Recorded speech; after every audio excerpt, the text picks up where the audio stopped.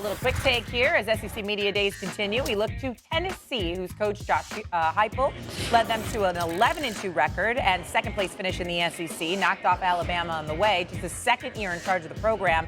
Paul Finebaum back with us here from SEC Media Days in Nashville. And so, Paul, what do you think the expectations are for Tennessee this upcoming season?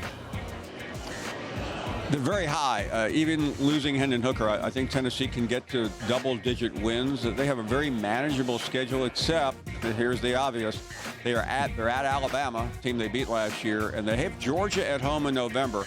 That could possibly decide the SEC East. It's Georgia's only threat of the season, and Tennessee has proven that at Neyland Stadium they are very formidable. All right, we'll get back to what's going on with Tennessee in a minute. In the meantime, college football's top teams, as Finebaum just pointed out, seem to have lapped the rest of the field in recent years. Alabama won the national championship 6 times from 2009 to 2020 and became the first team in the poll era to win 6 titles in a 12-season span. Georgia, coming off back-to-back national championship wins, looking to become the first team to win 3 straight championships in the AP poll era. And then Clemson has made the college football playoff 6 out of 9 seasons since its inception. They won titles in 2016 and 2018, with both of their wins coming over Alabama. Okay, so Georgia, favored to win their 3rd straight national championship at plus 230 this upcoming season. This year, 3 of the top 4 favorites reached the college football playoff last year, with the perennial powers being Michigan and Ohio State joining the defending champion Dogs among the pack. There's also a team from Tuscaloosa, maybe you've heard of them, in the mix. We'll get to all of this, but Lane Kiffin just spoke in Nashville at SEC Media Days and had something interesting to say. Here's Lane Kiffin. Imagine like in professional sports, which again we are, so as far as it is with players, that you're coaching a player in camp and then they go, you know what, I don't like the way you're coaching me. I've graduated, so I'm going to go. I'm going to go play for another team. And teams know that. I mean, people pre-portal, and they know who's going in, they know who's graduated, so you're really dealing with that too, and that messes kids up. I say, like, it's really challenging for a kid. He's working out with his team in the off season, but then other schools are calling him about going there and him being fully invested when, hey, the strength coach yells at me, or I don't like this, where I am on the depth chart, and I can leave. That's not really a good setup. Sure, but it's not only football that is dealing with this transfer portal. Nonetheless, this has been widely talked about from a lot of coaches, but Lane Kiffin calling it a disaster. Paul Finebaum, what do you think of that? Well, he may be right, but talk about hypocritical people. Amen. Does anyone remember who was negotiating with Auburn last year toward the end of last season while his team, once ranked in the top 10, imploded and lost 5 straight games, including the Egg Bowl, the biggest game of the year? That was Lane Kiffin. Lane Kiffin leveraged that dalliance with Auburn for about an $11 million deal. So, I mean, he may be right about the state of college football, but when it comes to hypocrisy, Lane Kiffin just retired the trophy. and I'll be honest with you. I do hate where college football is, where these young men can go to a university and be upset about the way they're being coached and can just leave. Yeah. Trust me, I have an issue with that because, Freddie, you know this. I grew up old school, and I was last on the depth chart. I had to work my way up when I was at the University of Louisville. It wasn't no transferring. My father told me, you started there, you're going to finish there. That's just the way it was for me. But I will say this. Lane Kiffin has benefited last year and this year from the transfer portal. If you look at his roster on his football team right now, you will see nothing but transfer guys from other schools. So that's another reason why I think it's hypocritical when Lane Kiffin speaks about this subject. Both of you guys, and Shay, you're right as well, because it's one thing to come from a Paul Finebaum, a Harry Douglas, a Shea Cornett. When it comes from Lane Kiffin, really? Come on, Lane. You're about to make over $8 million in money this year to coach college football. To be mediocre. Well, hey. At Ole Miss. Hey, you can't spell Music City Bowl without OLEMISS. I'm just putting it out there when it comes to Lane Kiffin, when it comes to that in the SEC West. But you can call attention to problems in college football that we all don't like. We hate I don't hate NIL. I think players should be able to make as much as they want within the confines of college football. I don't hate the transfer portal. I think there should be rules and regulations that kind of corral that in just a little bit more, where it's not more of a Wild West situation. But I didn't hear coaches talking about this when they can go from school to school to school to school to school and get more money to coach college football or to coach college basketball. Coaches don't like two things, not having a big bank account and not having power and control. That's where this comes from Lane Kiffin, because he knows if I'm going to get involved in the transfer portal, I can control that because I can go get players.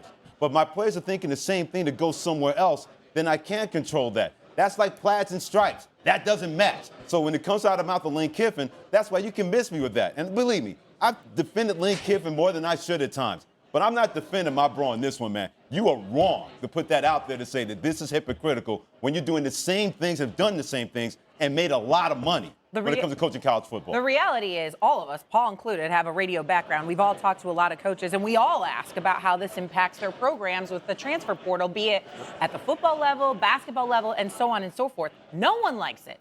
No one enjoys having to basically recruit every single year the same players over and over again because they can look elsewhere. But no one has probably benefited more than Lane Kiffin. So for him to sit up there and not just say, yeah, it's a little bit of a mess, but to call it a disaster and use all these buzzwords, dude, look at what's going on with your program right now. It's frustrating, Paul. Well, what was a disaster was the way he coached in big games last year. He blew the Alabama game. He blew countless games.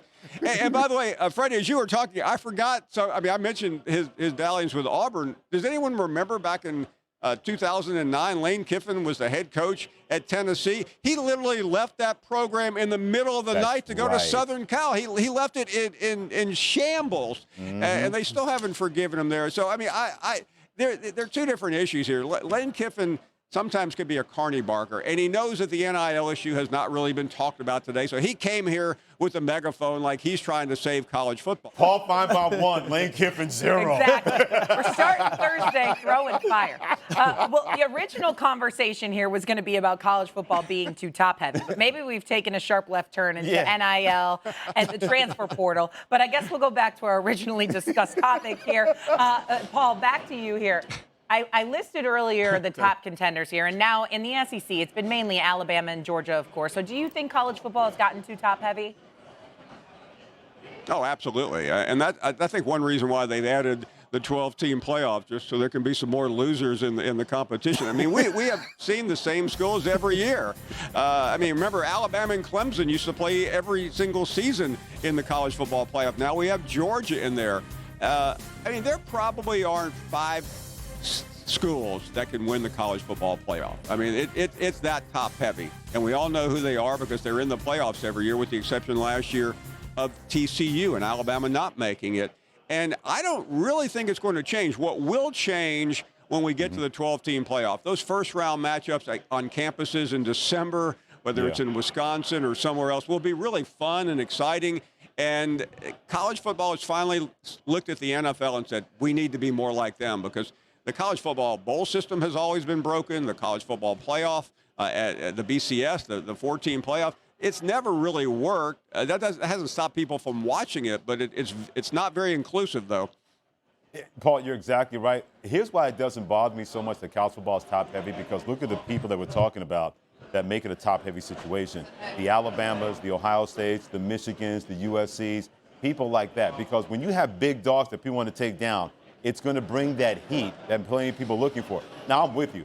I didn't want to see Alabama versus Clemson every year in the national championship game, but the way to avoid that is you got to beat those teams. You get them to the college football playoff, and nobody was doing that to that level to keep them out of that. And so you're right. When the 12-team playoff happens next year, and believe me, I thought it should be at 8, but I'll take 12. More college football playoffs. I don't think anybody's going to not be on board with that. But when you're top-heavy with teams like that, and the Texans and Oklahomas, when they matter, to me, I don't find that as a problem, especially with the playoff happening next year, where we're going to get the last of this, and now everybody believes they have more of an equal footing to make sure we get the same old each and every year playing for a national championship. Yeah, me personally, I believe it's top heavy. When you look at the year 1996 through 2005, you had a variety of guys, teams winning the national championship.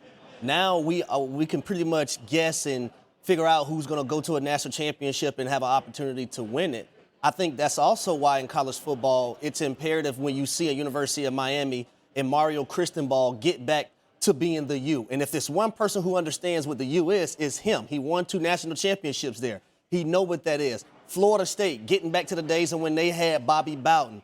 Penn State, back to the days when they had Joe Paterno. Texas, Oklahoma, being very, very, having a reason to make a staple in college football. When those teams are like that, USC, that's when I think you have a variety of different guys that can win the national championship. Yeah, look, I like watching greatness. So I don't mind seeing Georgia every year. I don't mind seeing Alabama in the mix every year. But will it be nice to have some expansion and have some other conferences in the mix? Of course. Paul, thank you. We'll talk to you later. Thanks for watching ESPN on YouTube. For live streaming, sports, and premium content, subscribe to ESPN+.